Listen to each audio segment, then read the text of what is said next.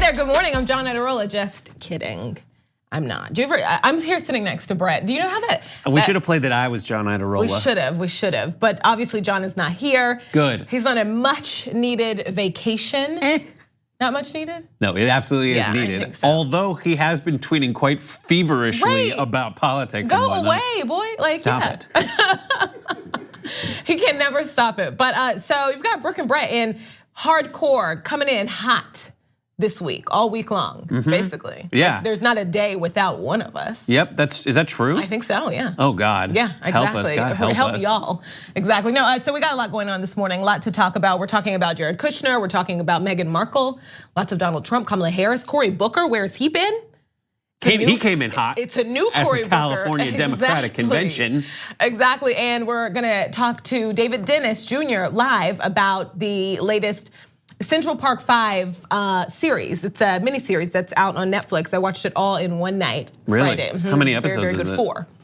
And they're all an hour? Good for you. I know, right? I couldn't stop. Just to give you an idea in the difference between how socially aware, active, you totally dialed in with the zeitgeist versus how far from that I am. Okay. I binged watched like 20 episodes of HBO's Girls this weekend.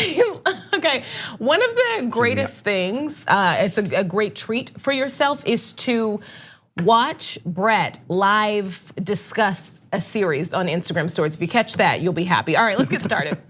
Okay, first up today, Donald Trump's son-in-law and senior advisor Jared Kushner, he did a lot of defending the president on a lot of different topics on an interview with Axios on HBO.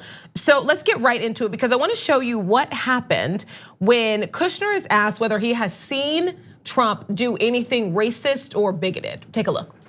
So the answer is no, absolutely not. You can't not be a racist for 69 years, then run for president and be a racist. And what I'll say is that when a lot of the Democrats call the president a racist, I think they're doing a disservice to people who suffer because of real racism in this country. And so I imagine you have the same reaction everyone else did watching that. Luckily, Jonathan Swan, the interviewer in this, he had a pretty good follow-up. Take a look. Was birtherism racist? Look, I wasn't really involved in that. I know you weren't. Was it racist? Like I said, I wasn't involved in that. I know you weren't. Was it racist? Look, I know who the president is, and I have not seen anything in him that is racist. So again, I was not involved in that. Did you wish he didn't do that? Like I said, I was not involved in that. That was a long time ago. All right, so that's his answer to the follow-up. I forget who did it. It might have been Sean King who was like, there was a normal interview going on, and then right after this series of questions began, Jared forgot how to speak. Like how to speak in complete sentences. Right. So because it's hard to lie. I mean, it is obviously affecting him. Right. Jared, who I didn't think was capable of human emotions. Right, I'm not sure. I thought he was capable of hunger, maybe thirst. Okay, fear. Okay. I guess that might have been the driving factor there. But like I just break down every single thing about what happened there. First, he says that the president was not racist for 69 years, nice, or however long it was. Right. And then suddenly is racist. Right, but he has been racist. Just like refusing to cop to that. So was that racist? I wasn't a part of it. That's not what I asked you. You just claimed to know everything about this man for the past 69 years. Yeah. So were you there or were you not? Let's be honest, you know he's racist. He says racist stuff. Every single day, absolutely. He's that kind of guy. And then he says it does a disservice to people who have suffered from actual racism, which is like an attempt at the kind of arguments that conservatives try to make in order to just confuse people. It's like using a triple negative. They're just like, I have no idea what you're saying. Right. But you seemed confident as you said it. But when you want to talk about people who were actual victims of racism, how about all the people that weren't allowed to move into Trump buildings because he had racist tenant policies? Exactly. Exactly. And what did you think of that? You saw that. That was ridiculous. It was absolutely ridiculous. I guess I don't know how else his son-in-law is supposed to answer a yes or no question that everyone knows. We have video proof. There are federal documents of what you're talking about. There's a full-page ad in the New York Times in 1989. Like we have actual proof of his racism. There's a video of him on the campaign trail. So there's actual proof, but I guess I can't imagine his son-in-law answering it any other way. Wouldn't it have been great if Jared was like, yes, thank you, finally, Right, yes, he's so racist. Right, exactly, and then he went to dinner with George Conway. It's just with that relationship, I wonder how Trump can be okay with his daughter marrying such a wiener. Such like a limp wiener. Like that's what it is. And the answer is probably, he's from a big real estate family who did better than mine, but he's never gonna challenge me as the dominant figure in my daughter's life. Right. That's, I think, this is the first time I've really been able to figure out what that relationship is like and all his confidence in Jared. Jared might just be like an okay project manager, but never anything else. And what we've seen over and over again is that you're okay until you're not. With Trump? Yeah, so who knows what the future holds? Yeah. I don't know, but I wanna skip ahead a little bit and talk about Russia. Okay. Okay, because he was also asked about that infamous Russia meeting and like just, straight up asked like, why didn't you report this to the FBI? Why did you go? Why? And there was a bit of a back and forth. I wanna show you here. So the question from Swan is, does it not set off some alarm bells when you see an email that the Russian government wants to help the campaign? Kushner says, the email I got on my iPhone said, show up at 4, I didn't scroll down. Swan reminds him that it had Russia in the subject line. And then still no copping to the reality of the situation is right there. You knew what the meeting was gonna be about. And so we asked him, if this happened again, would you report it to the FBI? Take a look at his answer. Would you call the FBI if it happened again? I don't know. It's hard to do hypotheticals, but the reality is that we were not given anything that was salacious. This wouldn't be hard for me to do hypotheticals. That is the precise hypothetical where you say, yes, I would, because you're hiding behind this concept that you don't know the rules. Right. And you're just new to this. But the hypothetical answer should be, I would report it to the FBI. It's the easiest thing to do, unless you consistently do get invites like this and just don't want to cop to that fact. Right, you're right. Like you know that it'll happen again, and you know that you won't report it to the FBI. Otherwise, like I don't see how this isn't saying yes immediately isn't a good look for the administration. Say yes, of course we would, because we didn't know what was going on. We had nothing to do with that, so of course we would. But he doesn't want to answer any questions whatsoever. Right. Specific. I mean, I just that moment when they ask about the racism. Let's go back to it. Yeah. Yeah, just like what would you do? I was not involved in that.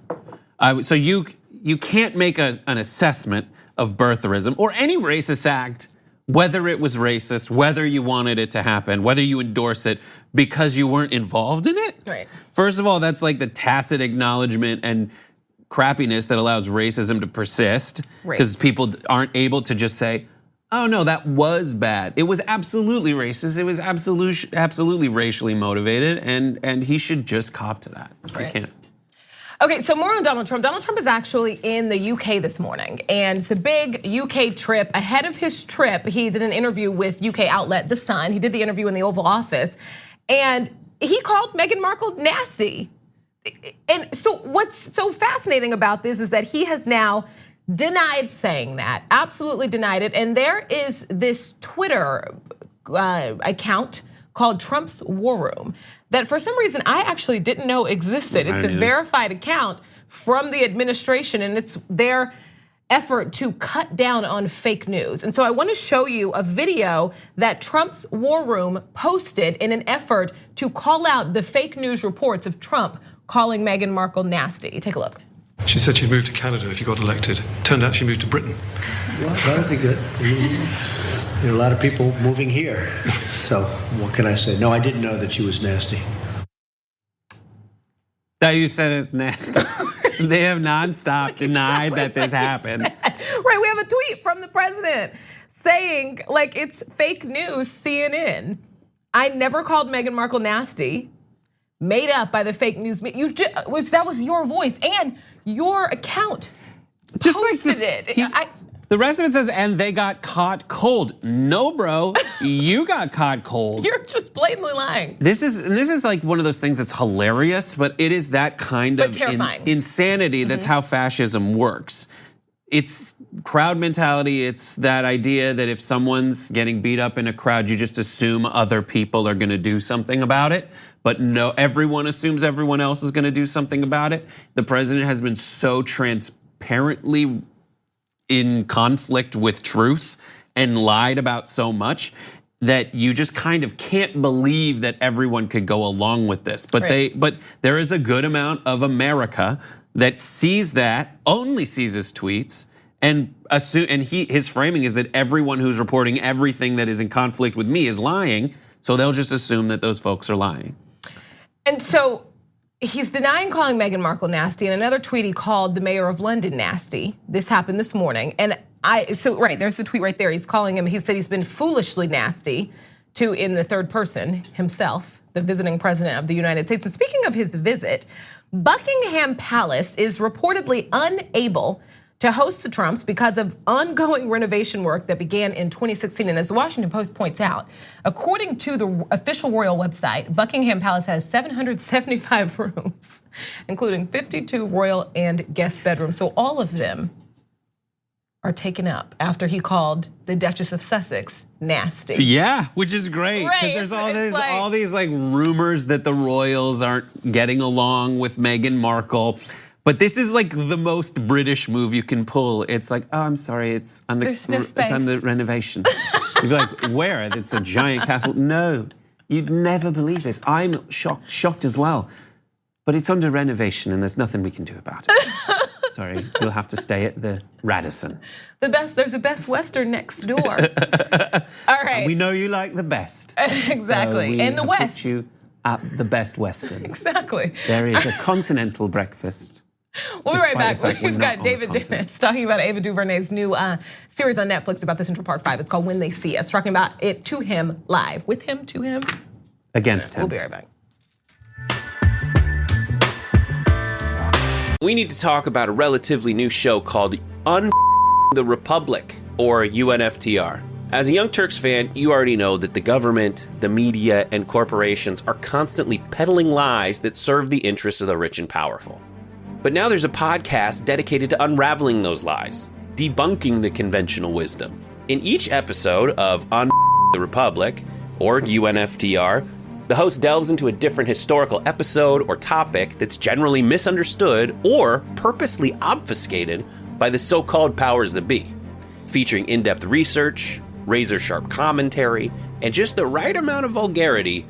The UNFTR podcast takes a sledgehammer to what you thought you knew about some of the nation's most sacred historical cows. But don't just take my word for it. The New York Times described UNFTR as consistently compelling and educational, aiming to challenge conventional wisdom and upend the historical narratives that were taught in school. For as the great philosopher Yoda once put it, you must unlearn what you have learned. And that's true whether you're in Jedi training or you're uprooting and exposing all the propaganda and disinformation you've been fed over the course of your lifetime. So search for UNFTR in your podcast app today and get ready to get informed, angered, and entertained all at the same time.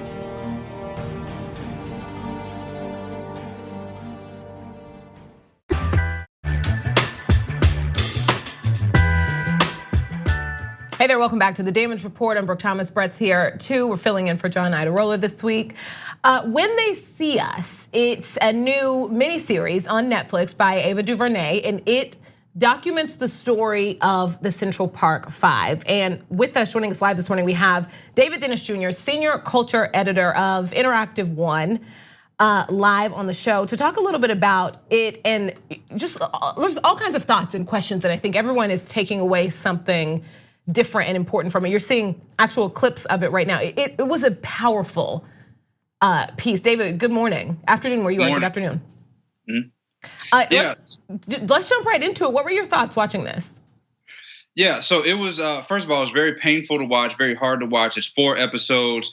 A lot of it, we've seen documentaries, we've read books, we've seen a lot of different stories about the Central Park Five, or the exonerated five as they are now being called. And, what the show gave us was a lot of humanizing of these 5 figures and their parents and their families. And it showed us really the trauma and the horror that they went through. It really gave us their lives and their perspectives in a way we hadn't seen before, in a way that's really sort of revolutionary in the way that it, shows humanity in 5 people who sort of become this racial firecracker for America in the late 20th century. Did anything about this shock you? Because I feel like for me, like a lot of people know this story, especially with who our president is now and how much he actually inserted himself in this situation. And there were still, I felt like very well educated about this story of these 5 boys at the time. And there was still so much about this that I didn't know specifically, and I don't want to ruin it for people, so it's not a spoiler, but there was four of the kids were treated one way and one of the kids was treated in a different way, and it's horrifying. And it's an aspect of the story that I hadn't even realized. So I wonder for you, were there any parts of this where you learned something? Yeah, for sure. I mean, we really got one of the first major detailed looks at the way that the prison industrial complex works to criminalize and harm Black folks. Like we saw that these boys, most of them below the age of 16, one was 16 at the time, that they were held in interrogation for more than 24 hours without any food, without their parents. And you see the way that people are coerced into confessions for things they did not do. And there's hundreds and thousands of people in American prisons right now, mostly Black and brown men and women who are in jail for making those same pleas. And those pleas that those kids made really is the reason that they ended up in jail. And they were innocent. They were coerced into doing that. They were bullied, they were beaten, they were lied to, and they were really forced to go to jail for something they didn't commit. And it was a really heartbreaking expose, really, on the way that police departments around this country work. And so I want to dig a little deeper into that, because I know that you have a son. You have a son and a daughter, right? Yes. And so I think that a lot of Black families, they talk about having the talk, and it's about generally how to interact with police officers, especially if you're the parents of a young Black son. And this kind of took that a step further. I saw a lot of conversation about, like, now people are realizing that they have to talk to their kids about requesting a lawyer, about not speaking, and how to handle interrogations. Because you saw in this that nothing could have happened without these coercions. If these kids had the education, if their parents knew not to talk or to request a lawyer, it's possible none of this would have happened. They wouldn't have been able to be abused like this. Is that something that, a conversation that you already have with your son, or something that new that you now realize you have to? Yeah, so we have sort of those basic conversations with our children about the way we interact with police. We know that, you do whatever they say, you try to comply to all their demands, and you all that stuff. But really, what this showed is that you have to have a deeper understanding of how to interact with police. You need to understand your Miranda rights. You need to understand that you need to demand a lawyer before you speak. You need to know exactly what you're signing, what your rights are. And it really showed that you need more legalese than the average person. A lot of stuff that I didn't really think about if I were in that position. So we have to have deeper conversations, and I definitely have to do that with my kids. I want to show you a tweet, because this is a tweet from our current president, Donald Trump, but he wasn't president at the time. This is a tweet from 2013. I thought it was 2012, excuse me. So 2013, this is 6 years ago, but it is 11 years after these 5 men were fully exonerated. And another man not only confessed to the crime, but DNA connected him, and he had information about the crime that only the rapist would have known. Are you shocked or surprised at this? This is about an older documentary, because Ava DuVernay's piece is obviously not the first time the story has been told.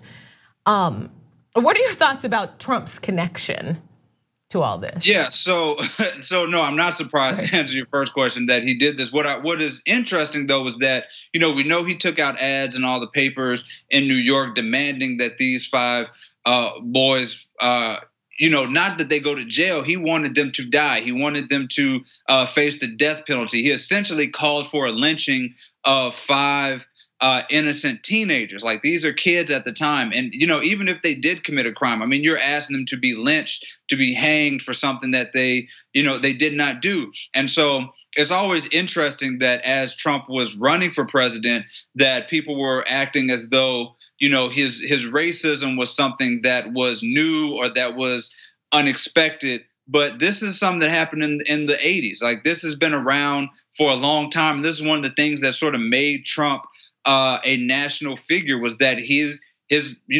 announcement onto the main stage was that he called for the death penalty for 5 Black and brown teenagers. So, all the things that followed should not be surprising to anybody. I mean, this is Trump's MO.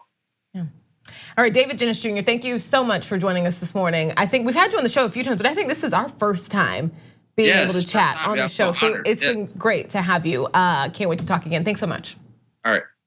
All right, and we will be right back.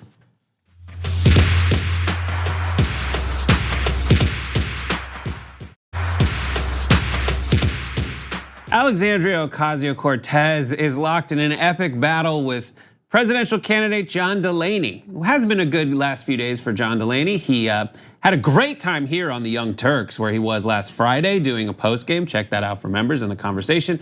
But John Delaney went to the California Democratic Convention and gave a speech in which he mentioned Medicare for All, and it did not go well.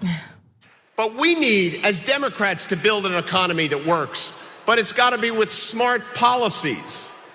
Medicare for All may sound good, but it's actually not good policy, nor is it good politics.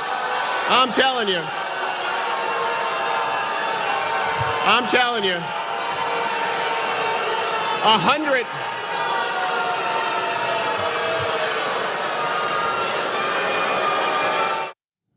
That did not go well. So that was John Delaney at the California Democratic Convention. And he went on right after that moment of getting booed for what essentially was a full minute.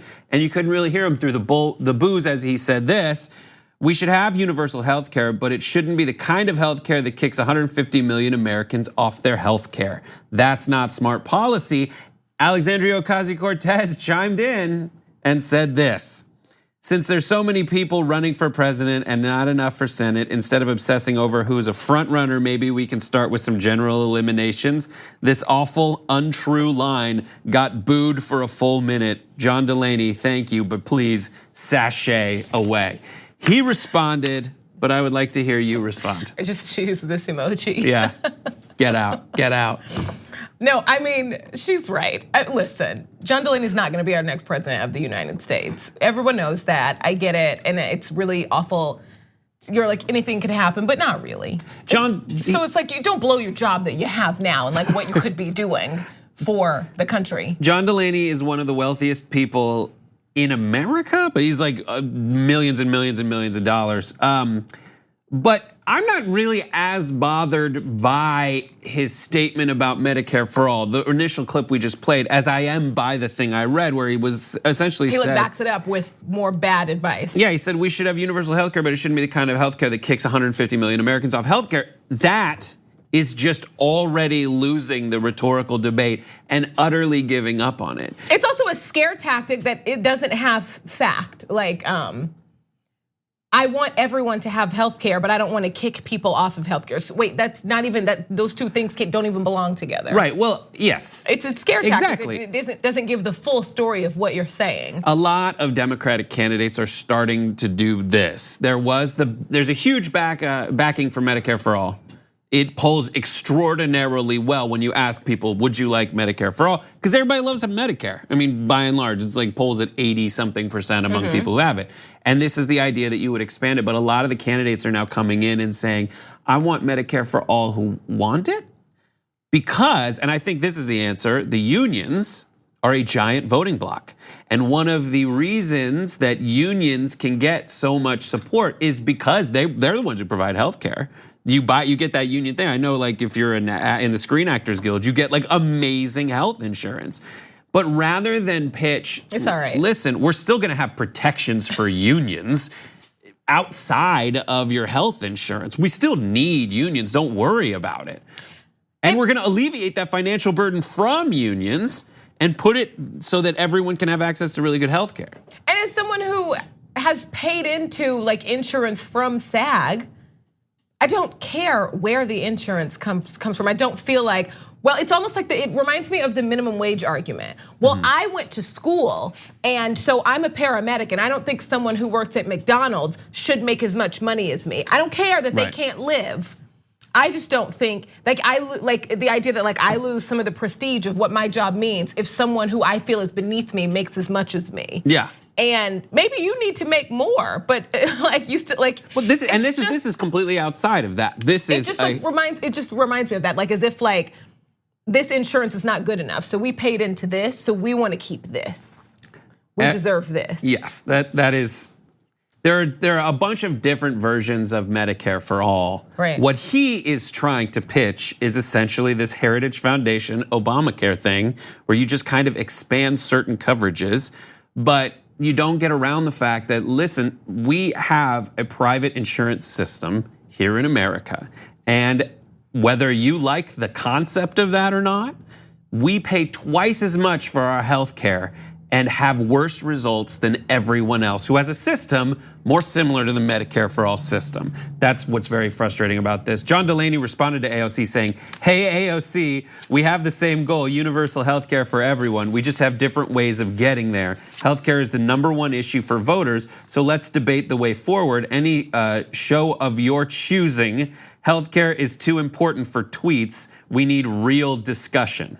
I mean, you can have a real discussion on Twitter. It's 2019. It's just where we are now. But yeah, I see what he's saying. I don't know. It's funny given that Michael Starr Hopkins' press secretary said this. The only person Congresswoman AOC helped with her tweet about Congressman Delaney was Donald Trump. If Democrats are serious about beating the president at the ballot box, we need less political grandstanding and more truth-telling from the Bernie wing of the party. So that is a very boring, sad, but what is Amy Klobuchar approach, where it's just I am going to be the moderate, party moderate. I feel like one could argue that running for president when you know you're not going to win helps Donald Trump. I don't know. It's weird because later it says 2016 should have taught us if we allow this primary to become a popularity contest on Twitter rather than a debate of ideas in the public square, the country will lose. We've seen this playbook before and it ends with a second term for Donald Trump. It's well, guess what? The person who went for the popularity contest ended up winning the presidency. And I think, I've always said this, I don't believe everyone who has entered the race for president thinks they are going to win. I think a lot of it is to gain popularity. It's a business thing. So it's maybe he'll be our next president. You never know. I don't know. He's polling at 0.5% right now. Someone who is polling slightly better is Cory Booker. Cory Booker was at the same convention, and wouldn't you know it, at the California Democratic Convention, Cory Booker, who you haven't really heard much from in a while, came alive. Take a listen to his speech. I want to tell you what this election is really about.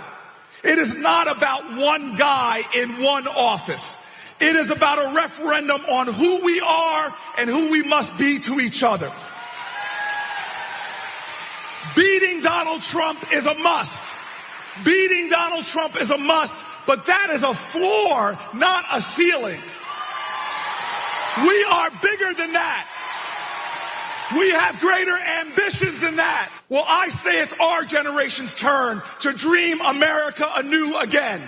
It's time for us to have big dreams and defiant dreams, that everyone has health care, that every public school is funded, that we can be a nation where work has dignity. Let us dream again big and do the work together to take us to the mountaintop. Thank you very much. God bless you. Thank you, California. Let me tell you, this is a restart of a campaign if I ever saw one. Yeah. Yes. He came alive. Michael Schur was there for the Young Turks, and he said in the hall today, Cory Booker was a different candidate than the one I last saw a few months ago. This passion has been missing, and it worked today with this crowd. He's at 2.5% in the polls. Wow. Yeah. Do you like Cory Booker? I do like Cory Booker. There was it was like a docu-series when he was mayor of Newark, and I learned a lot about Newark and a lot about, the lives of people who live in Newark, and I liked him. I thought he completely just shined, and I like Cory Booker. I like him in congressional hearings. I like him. His campaign has been interesting. One of the things I learned about Cory Booker quite a while ago was that he ran into a burning building to save someone when he was mayor of Newark. He also lived in public housing. Yeah? Yeah, intentionally. He's also a Stanford grad. Right. Caught the touchdown pass. I'm just saying, I should like him. But there always has been this energy to Cory Booker. I call him a duck. What do you mean? A duck is very calm on the top of the surface, but below the surface, their legs are kicking like crazy. Whenever I see Cory Booker, like he would see Kamala nail it in those hearings, and you'd see Cory behind like, oh yeah. Yeah. But then you'd see him, and he was just trying so damn hard. And where like Kamala's performance would be effortless. Even Klobuchar would just be like, sit there and kind of nail someone. But Cory, I just feel like he's just never trying got there. so hard. That's so interesting. I think he needs to relax into it. But this kind of speech was really strong, and Michael Schur was in the room and can confirm it. Yeah. Anyways, we're going to take a break. When we come back, more developments in the USS John McCain. Oops, sorry, I said McCain. I just triggered the Somebody president. put a tarp over him. We'll be back.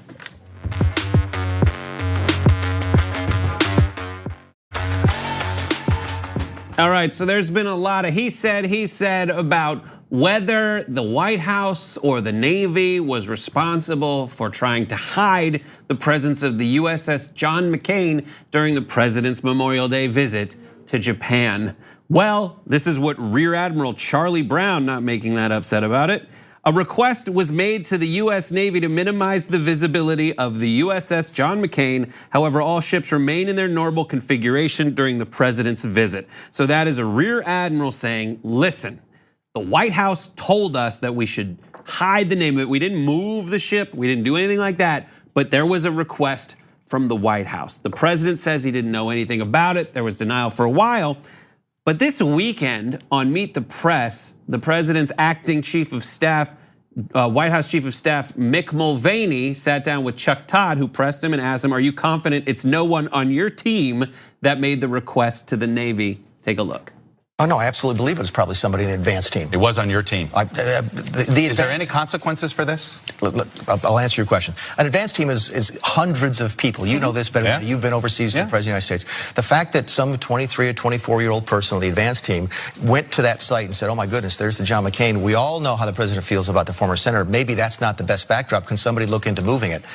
That's not an unreasonable thing to Seriously? ask. It's not, and it's certainly not an unreasonable thing?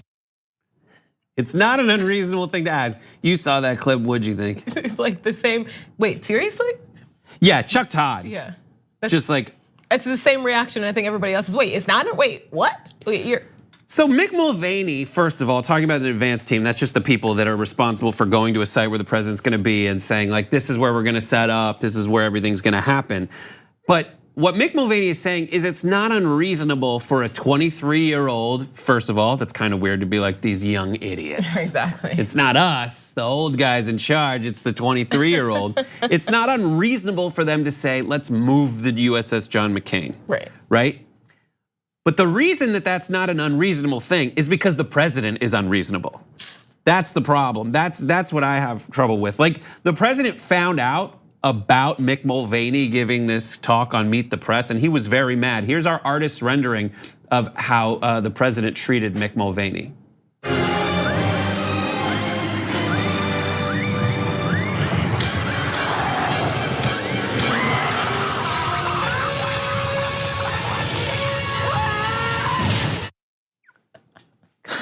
I'm sorry. You are out of control. It's just that Mick Mulvaney looks so much with his little glasses, like that guy from Raiders of the Lost Ark that has the little glasses. It's the same. Did he watch that movie and go like, that's the glasses I'm getting because I have the same perfectly round head? The way your brain works. I would also like to thank the person, the fan. Oh my gosh, I can't. It's the same guy. We can make it so that we have the side-by-side of Mick Mulvaney in the video. But essentially, I want to do, and speaking of weird, I want to thank the viewer who sent John a nerd jar and me a weird jar. Clearly. I don't know who it was. We'll have John clear it. He just put it on my desk. But essentially, when John's nerdy or I'm weird, we put a quarter in the nerd and weird jar. And I had to put a quarter in the weird jar today because you said you literally said it's so weird. But no, the interaction between Mulvaney and Chuck Todd continued. Here's the rest of it. president's feelings towards the former senator are well known. They're well known throughout the office. They're well known in the media. But to think that you're going to get fired over this is silly. If you're going to a staff meeting and say, look, Chuck is fighting with so-and-so, let's not sit them together today at the meeting, is that a fireable offense at NBC? Goodness gracious, what kind of place are you folks running over here? Well, that's not, but you're asking me something that doesn't happen. This happened here. This has now gotten 2 minutes of time on Sunday afternoon, and this is just outrageous. All right. It's more outrageous that it happened, not that you're talking about it. And guess what? In a professional setting, there should never be a discussion of these two aren't getting along. Let's just not sit them together. They're not getting along. Like that's not like there's no serious issue. They're just like that. This is what happens at daycare when you don't want the 2-year-old bad kid to bite the other one. And one of them's dead. Right. One of these people died. That is something else that I pointed out this morning. Like they keep referring to him as former senator. He was formerly alive. Like I think that it makes the sentence worse. Like if someone says the late senator, like everyone knows, think about it, 2 sentences, right? I'm gonna give you one. Everyone knows how the president feels about the former senator. Everybody knows how the president feels about the late senator. The second one is weird. Yes. And listen, Warhawk or no Warhawk, I hope to God there is never a USS Donald Trump. But if there is, I wonder how many people will be like proud to serve on it. This would be the Fred Trump, also because this is not even named after him. It's now like, I think it originally was named after his grandpa, right? Grandpa, and then now I think it's him. It's like I don't remember. Family, is that how it works? Okay. But Patrick Shanahan, who's the acting defense secretary, said, our business is to run military operations and not become politicized. I would not have moved the ship. That is happening. There's also like these internal dramas and back and forth of people trying not to politicize the actual armed forces.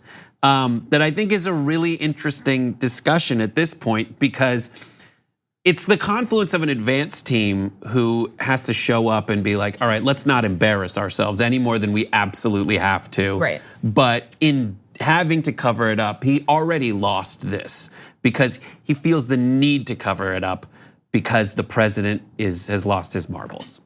Anyways, we gotta go. When we come back, what are we talking about? We're talking Kamala Harris. We've got a wild video to show you. Yeah, creepy. Yeah. And an executive decision we made over the weekend that I'm really proud about. Yeah, find out about that after the break. That's a tease. For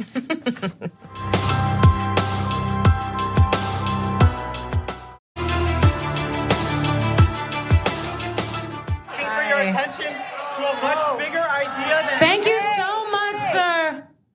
Yeah, a frightening moment for Senator and 2020 hopeful Kamala Harris this weekend in San Francisco at the Big Ideas Forum hosted by Move On. That's just a little bit of a clip. We have the full video. A lot happened. You're seeing like the aftermath of a protester basically coming in, essentially like attacking her, ran up on stage, grabbed the microphone for her. I think it was scary. Yes, it was quite scary. It was not okay to do. Right.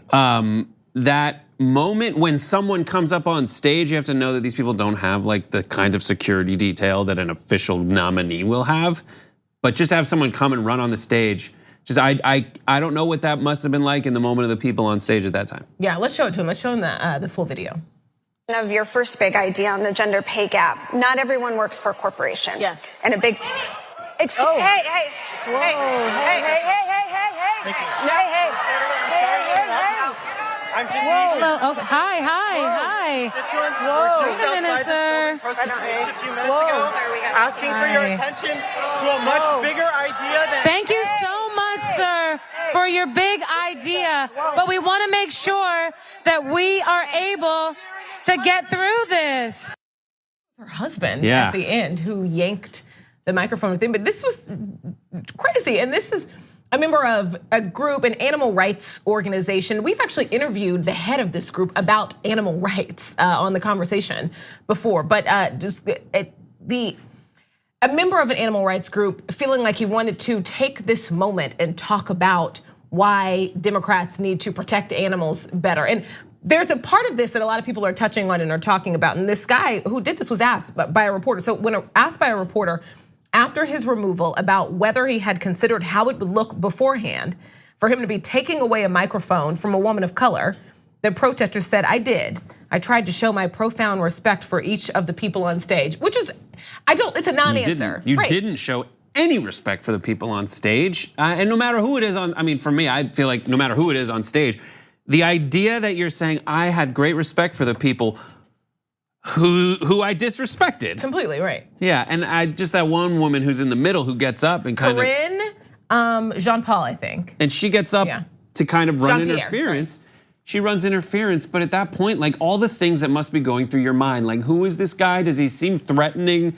I'm definitely terrified as he comes up, but he is wearing those toe shoes, with the little individual toes or something. Right. And then at the end, you see her husband. That's from what reports say, that's her husband who yanks the microphone away. Just to even, I think I want to put it in a little bit more perspective about how terrifying this must have been. Kamala Harris is no stranger to death threats. Yeah. As I guess almost like essentially like the head of the prosecution. Yeah, for sure. In the state of California, a senator, a black woman in the U.S. Senate, she gets threatened. And just like the idea that this guy at the very end had this thing in his mind where he was like, you know what, this went well. Right. He reached out to us, by the way, to try to get interviewed on this show.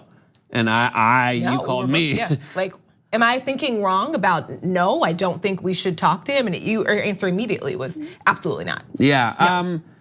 It's difficult because like animal rights, I get it. And animal rights activists have a history of doing some pretty bold things. That PETA does, has a history of like throwing blood on people who are wearing fur, or fake blood on people who are wearing fur and yelling fur is murder.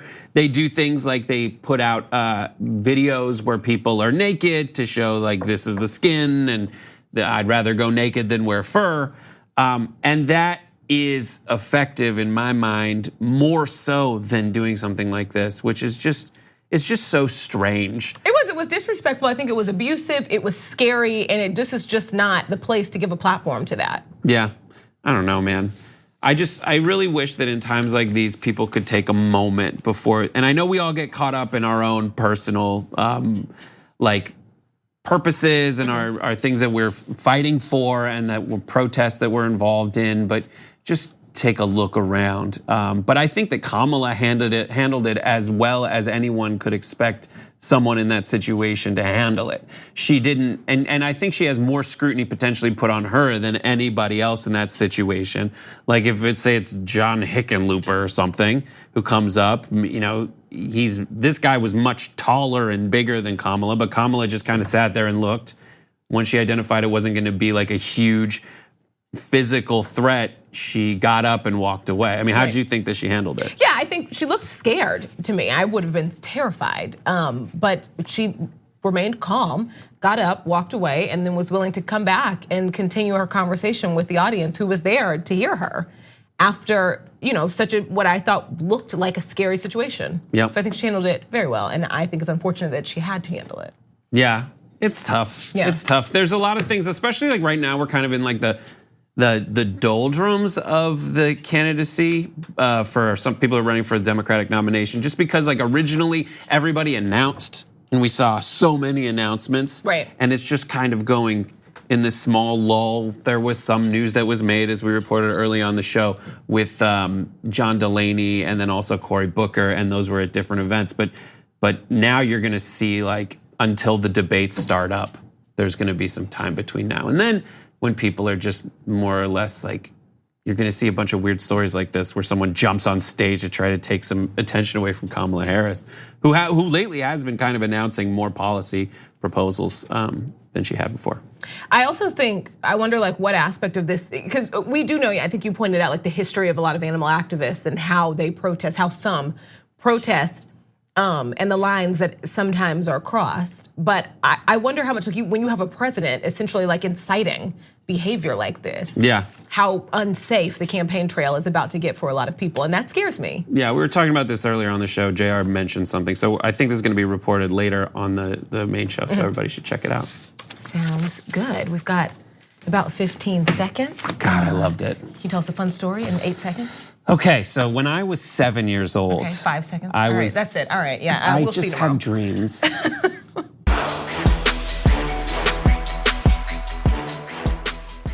Thanks for listening to the full episode of The Damage Report. Support our work, listen ad-free, access members-only bonus content, and more by subscribing to Apple Podcasts at apple.co/TYT. I'm your host, John Adarola. I'll see you soon.